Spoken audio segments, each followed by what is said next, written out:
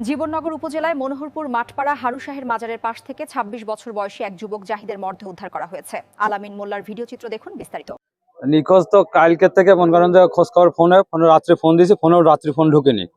আর সকালে নিউজ দেখছি যে অজ্ঞাত একটা লাশ পড়ে আছে। এর মধ্যে একজনা ফোন দিয়ে বলছে যে এই তোর মামাতো ভাই কিনা, এটা দেখদিনি। আমি এসে দেখছি যে আমার এটা মামাতো ভাই। এবং এর আগে একটা পারিবারিক মানে একটা সমস্যা হলো, এখানে একটা মেয়ের সাথে সম্পর্ক করছিল। সম্পর্ক করার পরে ওই মেয়েকে নিয়ে ও চলে গিয়েছিল। চলে যাওয়ার পরে এক পর্যায়ে আমার একজনা বলে যে এই মেয়েটাকে নিয়ে আনার দায়িত্ব তোমার।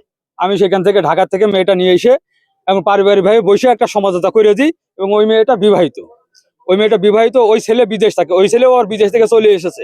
বিদেশ থেকে চলে আসার পরে ওই ছেলেটা সবাই নিয়ে বসার পরে ওই এক জায়গায় বসে সমাধান করে ওই ছেলের কাছে ওই মেয়ে বোঝ করে দিয়ে দেওয়া হয়। দেওয়ার পরে ওই মেয়েরই একটা বুনাই, তার নাম হচ্ছে সমীর। সে ওই ভরা মজলিসে হুমকি দেয় যে তোর যেখানে পাবো সেখানে ঠ্যাং ভেঙে দেবো এবং তোর মেরে ফেলবো। এইভাবে হুমকি দেয়। বেশ 2 মাস হয়ে যাচ্ছে, এই পর্যন্তই জানি। এরপরে পরবর্তীতে আমি আর কোনো কিছু জানি না। তবে আমি দোষীদের সর্বোচ্চ শাস্তি চাই, এইটাই আপনাদের কাছে কাম্য। যারা দোষী তাদের যেন শাস্তি কাম্য করছি। এনার নাম মোহাম্মদ জাহিদ হোসেন। বয়স 27 বছর। পিতার নাম মোহাম্মদ আশরাফ হোসেন, বাড়ি খয়েরুদা। এর আগে আমার কাছে ছিল 12 বছর, গার্মেন্টসের দোকানে চাকরি করতো আমার কাছে। তারপরে আমার কাছ থেকে চলে যায় অন্য দোকানে থাকতো, অন্য দোকানে সে আছে আর ছিল গার্মেন্টস কর্মী। জি জি জি, সেলসম্যান। জি। যে মেয়েটার কথা বলছেন তার বাবার নাম কি বা তাদের কোন এলাকায় বাড়ি? তার বাড়ি যে এখানেই। নামটা কি এখানে? ওই মেয়ের বাবার বাড়ি হচ্ছে রাকালসার এখানে। রাকালসার এখানে। আর ওনার স্বামীর বাড়ি হচ্ছে যে পিয়ারতলা হিন্দুপাড়ায়। দ্বন্দ্বটা কাদের সাথে সেটা বলুন। ওই মেয়ের দ্বন্দ্বটা আছে ওই পুরো ফ্যামিলির সাথেই। আচ্ছা, হুমকি দিয়ে এলো, তার বাড়ি কোথায়? তার বাড়ি কাশীপুর মাঠপাড়া। তার নাম কি? সমীর।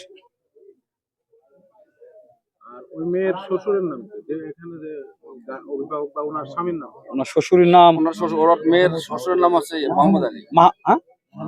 মোহাম্মদ আলী। ওনার স্বামীর নাম? ওনার স্বামীর নামটাও আমি জানি না। স্বামীর নাম তো মোহাম্মদ আলী। স্বামীর নাম মোহাম্মদ আলী। স্বামীর নাম মোহাম্মদ আলী। না, শ্বশুরের নাম, ওই মেয়ের শ্বশুরের নাম মোহাম্মদ। আজকে সকালে 11টার দিকে আমরা 999-এর একটা কল পেয়ে আমাদের থানা পুলিশ এখানে খয়েরহুদা গ্রামের জাহিদ নামে একজন ব্যক্তির মৃতদেহ পেয়ারাতলা একটা মাঠের ভিতরে পড়ে আছে, এরকম একটা নিউজ আমরা পাই।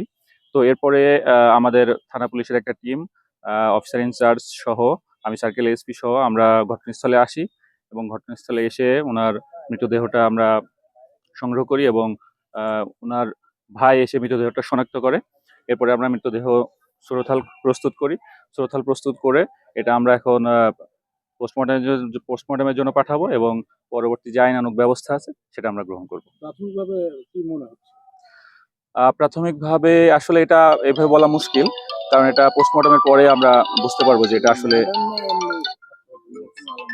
এটা প্রাথমিকভাবে তদন্ত ছাড়া আসলে এটা বলা মুশকিল আর কি। পোস্টমর্টমের পরে আমরা এই ব্যাপারে আমরা নিশ্চয়ই বলতে পারবো।